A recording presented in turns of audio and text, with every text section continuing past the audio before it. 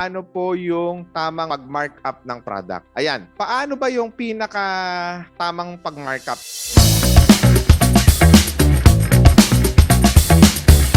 Depende po sa item. Kapag ang item mo na binebenta is readily available sa market, ibig sabihin they have easy access na mabili or ma-acquire or makuha itong produkto na binebenta mo, okay? Lalo na generic siya, hindi siya branded. Siguro maganda na yung 10 to 15%. The most is 20%. Ngayon, kung ang produkto naman na binebenta mo is hindi siya mabibili, hindi siya readily available sa market, or kaya brand mo ito, sarili mo ito, meron kang kumbaga meron kang market positioning sa brand mo, no? Ibig sabihin, halimbawa t-shirt pero brandingan mo siya ng maganda or high-end or streetwear or hype shirt, di ba? Yung mga ganyan, you can go as high as 50, 100, 200, 300, 400%. Diba? Kasi may brand siya pinanganlan mo siya Pagdating naman po doon sa mga services-oriented na negosyo, dapat po ang tubo po natin dyan is sa supplies and products po, dapat ang tubo natin dyan minimum 300%.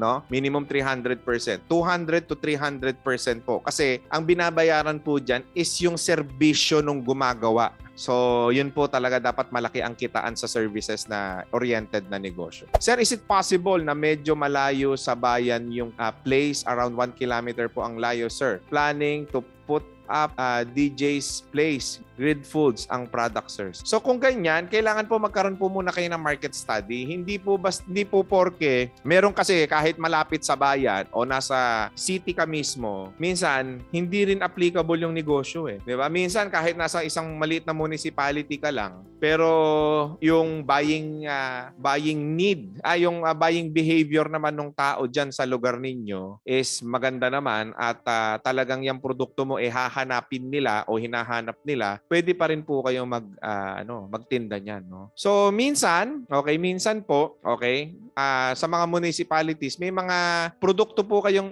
ibebenta diyan na magki-click kahit malayo kayo sa syudad dahil nga maaring kayo lang ang meron yan diyan sa lugar ninyo. Or di kaya kayo lang ang magtitinda ng ganyan ng lasa, ganun ang presentation.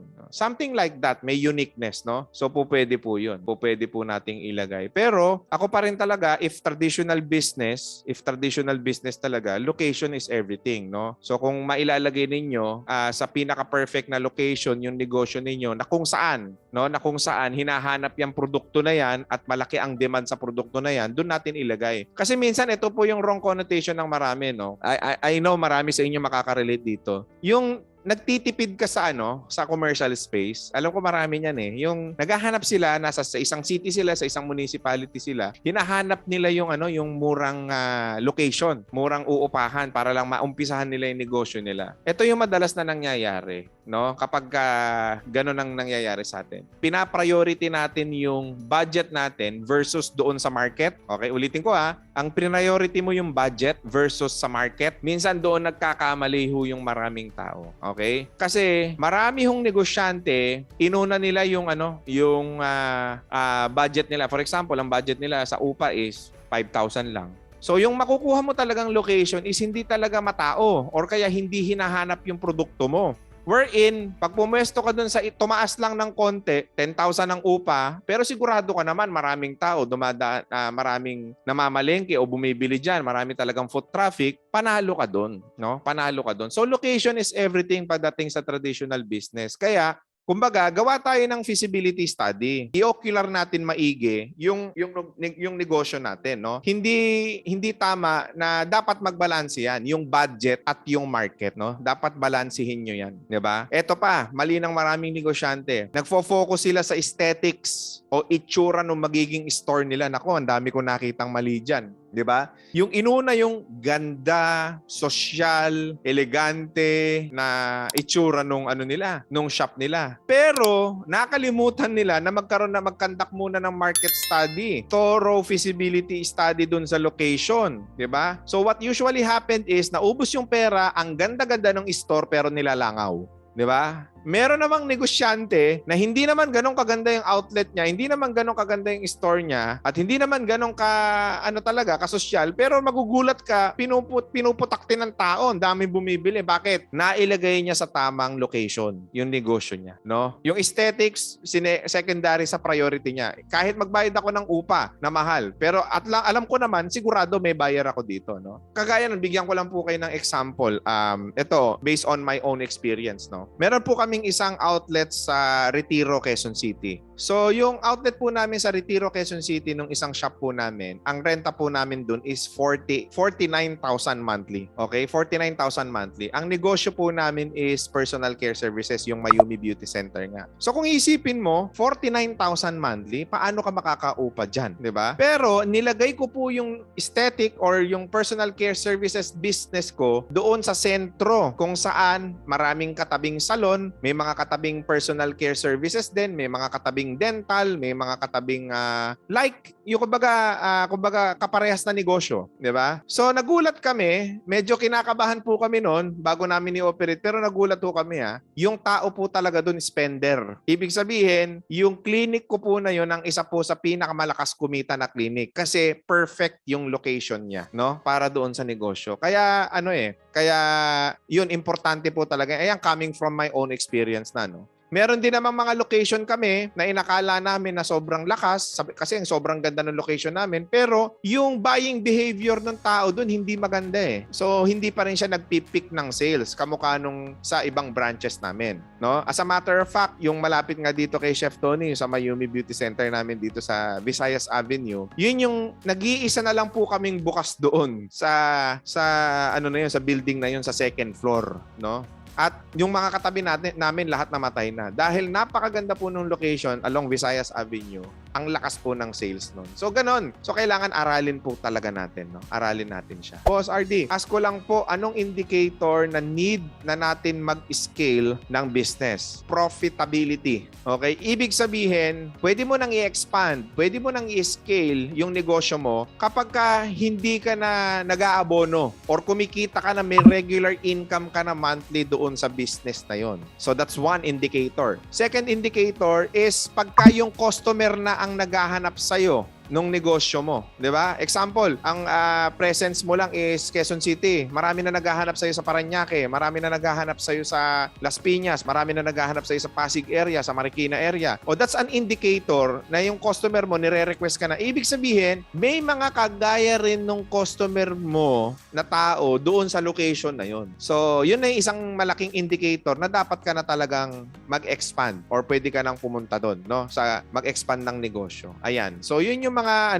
mga indicator. Tapos ang isa pang indicator, no, kapag ka mag-e-expand ka na, kapag ka sufficient na yung budget mo for marketing. Ayan, kasi ang business expansion dapat increase ka rin ng spending mo or ng paggastos mo or ng expenses mo sa marketing, no? Ang topic po natin ngayon is it's something po na pwede kayong mainis at magalit sa akin ngayong oras na to. Okay? So, discover what's outside of your comfort zone. So, that's our topic for today.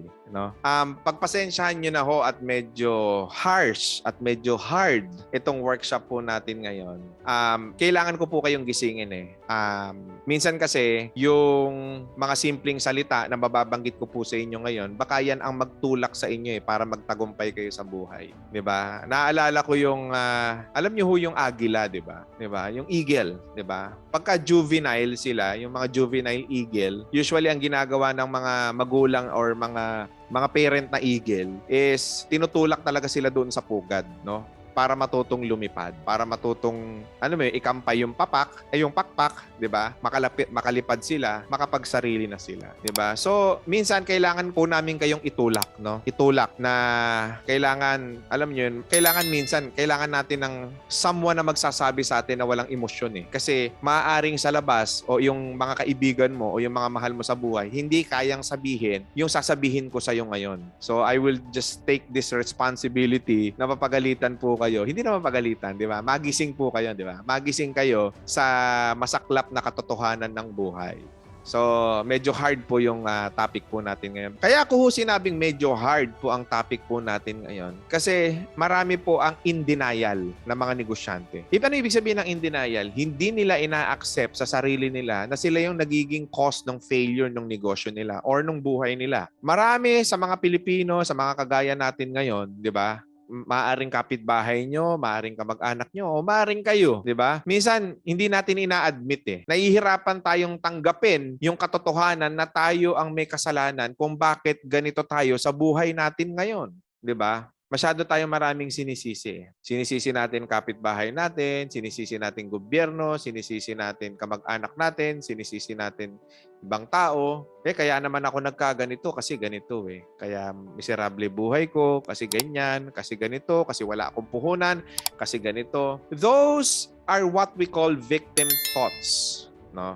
Victim thoughts, ibig sabihin, yan yung nagpapahirap at yan yung balakid kung bakit hindi ka umusad-usad sa buhay. Victim thoughts. What are victim thoughts? Blaming, complaining, justifying. Yan po yung mga victim thoughts, no? Ang tawag din po diyan are emotional baggages. Yung mga dala-dala mo sa buhay. Yung hindi ka maka-move on, yung hindi ka maka-get over, yung hindi ka makapagparaya, tama? So, kung gusto talaga nating umasenso, that's the number one thing that we have to do. We have to let go of something in order for us to gain something. Kung puno na ang baso, wala ka nang pwedeng ilagay dyan. Kailangan mo magtapon. Alright?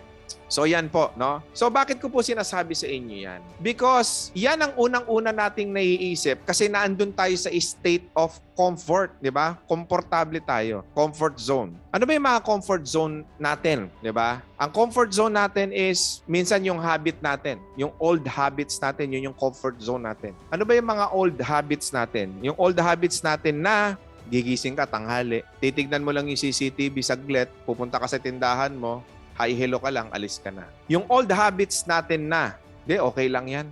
Basta kumikita, basta nag-ooperate, okay lang yan. Yung word na okay lang, that you do not have a goal, no?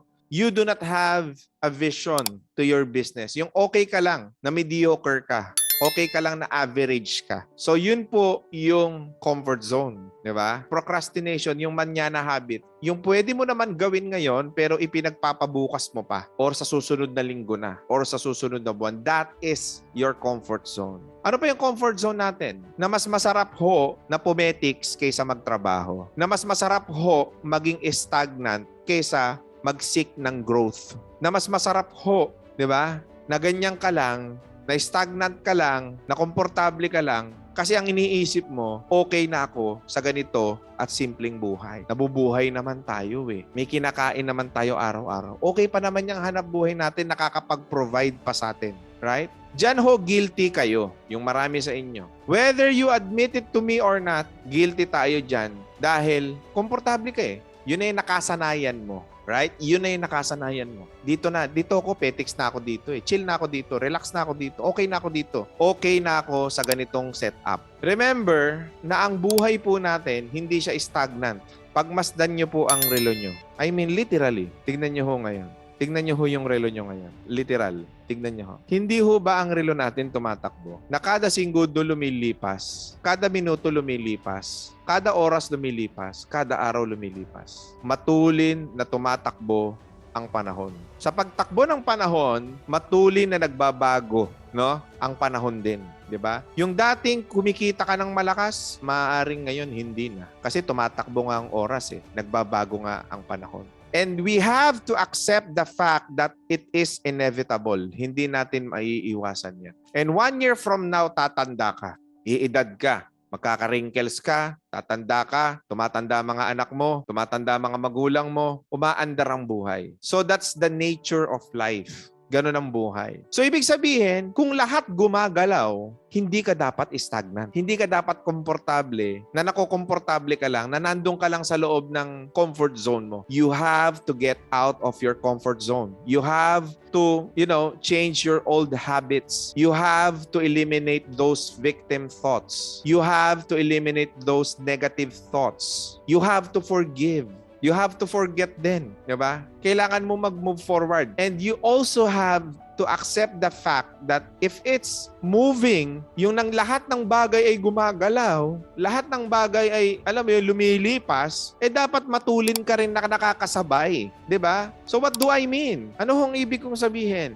Ang ibig kong sabihin is, gusto ko magkaroon tayo ng realization ngayon. 'Di ba? Isang taong nang lumipas, hanggang ngayon, yung problema mo last year, hanggang ngayon, yun pa rin ang laman ng isip mo. Yung kinasamaan mo ng loob, kinaaway mo, di kayo nagkasundo. Hanggang ngayon, hanggang ngayon, sila pa rin ba ang bibigyan mo ng oras, bibigyan mo ng panahon? Hanggang ngayon, dati nakasanayan mo, nagigising ka, alas 11 na ng umaga, papasok ka sa tindahan mo, di ba? Tapos sasabihin mo sa akin, nananakawan ka, nakukupitan ka, hindi ka naman nakabantay Ni hindi ka nga tumitingin sa tindahan mo Ni hindi mo nga inuusisa yung financing ninyo. Tapos sasabihin mo sa akin, nananakawan ka, nakukupitan ka.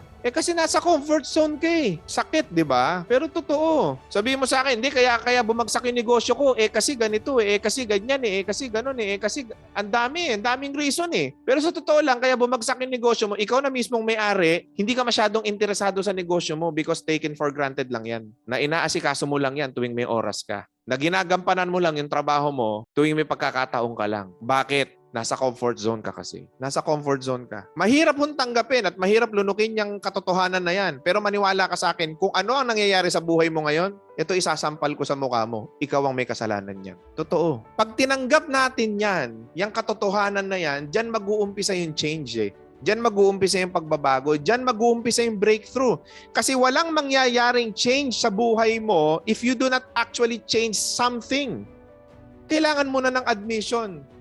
Ako talaga may kasalanan. Kailangan mong tanggapin dun Doon ka mag-uumpisa. Yun ang starting point of success. Na wala ka ng ibang titignan. Focus ka sa sarili mo. Focus ka sa goal mo. Focus ka dun sa direksyon na gusto mong puntahan. Distraction, emotional baggages, negativity, set aside mo muna yan. Umpisan mo muna sa sarili mo. You have to accept the fact na ikaw ang may kasalanan sa buhay mo. Admission. Even sa health Marami nagsasabi, ang dami kong sakit ngayon, dami kong nararamdaman kaya hindi ako nagtatrabaho. In the first place, sino ba nag-utos sa'yo na kainin mo for the past few years, for the past 3 years, for the past 5 years, yung mga kinain mo dati kaya ka nagkasakit ngayon? 'Di ba? Naiintindihan niyo ho ba? Nakukuha niyo, kailangan natin tanggapin sa sarili natin. Guys, 2022 na. Hanggang ngayon, ang dami mo pa rin bitbitin sa buhay mo. 2022 na, ang dami mo pa rin dalahin sa buhay mo. Ang dami mo pa rin sinisisi. Miserable ka pa rin. Di ba? In the first place, kaya nagkaganyan, pinayagan mo sa sarili mo yan We have a choice sa buhay natin. May choice po tayo. Huwag mo sasabihin sa akin na wala kang choice. Lagi kang may choice. May choice kang gumising na maaga, may choice kang gumising ng tanghali. May choice ka. May choice kang kausapin yung mga taong makakatulong sa'yo at may choice ka rin makipag-usap kay Marites. May choice ka Sir, kapos kasi kami. Wala kasi kaming pera O huwag mo payagan na wala kang pera. Dapat paggising mo, ang iisipin mo kagad, paano ka gagawa ng pera? Paano ka maghahanap buhay? Hindi Yung oras mo saan napunta? Inubos mo sa kaka-scroll ng cellphone mo na wala namang kahihinatnan. Time is valuable. Sa buhay natin, isa sa pinakamatinding kakampi natin at pinakamatinding kaaway natin is yung oras. Tandaan niyo ho yan. Totoo ho yung kasabihan na time is gold, di ba? Totoo ho yan. Totoo ho yan. Kakampi natin at kalaban natin ang oras. Di ba? Nalilimitahan mo yung chance at pagkakataon na masecure mo yung anak mo at yung magiging anak nun at yung magiging anak nun pa. Bakit? Being successful, being financially successful in this life provides freedom to the next generation. It provides freedom to the next generation. Wala hong simpleng buhay. Wag ho kayong maniwala sa simpleng buhay. Wala ho niyan. Hindi simple di ba? Mahirap po mabuhay sa mundo to. Kaya kailangan talaga maging magaling tayo. Paano ka magiging magaling? It's outside of your comfort zone. Wala sa loob ng comfort zone mo yan. Di ba? Hindi ho nag-i-exist yung simpleng buhay, especially if you are living in a civilized world. Like in the city, or hindi talaga nag-i-exist Kailangan talaga maging magaling tayo. Sir, paano ako magiging magaling sa buhay? Number 1, create new habit. Yun ang unang tip ko sa inyo. That's the number 1 pointers that you have to do. It's outside of your comfort zone. What do I have to create? Anong habit yung kailangan kong i-create? If you win the morning, you win the day. Totoo po yan. if you win the morning, you win the day. Umpisahan nyo ho din. Gising ka ng maaga. Huwag nyo munang galawin yung cellphone ninyo. Pigilan nyo muna yung sarili nyo. Kasi maniwala ka sa akin, pag gising mo, dalawang bagay ang hinahanap mo. Yung cellphone mo at kung malabo yung mata mo, yung salamin mo. Tama? Set aside mo muna yan. Huwag mo muna kunin yung cellphone mo. Unang gawin mo, pag gising mo sa umaga, pray ka. Huwag mo na kunin ang cellphone mo, mag-pray ka muna. Na sana buong araw, pagpalaing ka, makatagpo ka ng mga tao, oportunidad. Doon mo na, meditate. First thing in the morning, you meditate. Once na matapos mo yung meditation for 5 to 10 minutes, meditation, prayer, kuha po kayo ng ballpen at papel. Or kunin niyo po yung cellphone ninyo. Huwag po kayong pupunta sa Facebook, sa YouTube, sa TikTok, sa Instagram, sa Twitter. Punta ho kayo sa notes. Sulat nyo ho yung mga goals nyo for the day. Yung mga gusto nyo ma-accomplish for the day. Okay? Alam mo, hindi mo naman kailangan tanggapin yung mga sinasabi ko. Kailangan mo lang tignan yung sarili mo ngayon. Yun lang. At marirealize mo na yung lahat ng sinasabi ko sa iyo ngayon is totoo, nangyayari sa buhay mo ngayon. Maniwala ka sa akin. Bago ka matulog, diba? Pray ka muna bago ka matulog ngayon. I-realize mo, ano yung mga dapat mong ipagpasalamat sa Diyos. Ang dami. Ang dami. Sobrang dami. Sobrang dami. Hindi mo kayang bilangin. Baka kahit yung bituin sa langit, kulang sa ginawang buti sa iyo ng Diyos. Kulang. Kaya, being a bigger person starts at realizing that you are actually bigger than before. Kailangan ma-realize mo yan. And when you actually start to realize that, progress continues. Alright? So that is our session for today. Magandang gabi and see you tomorrow. Thank you.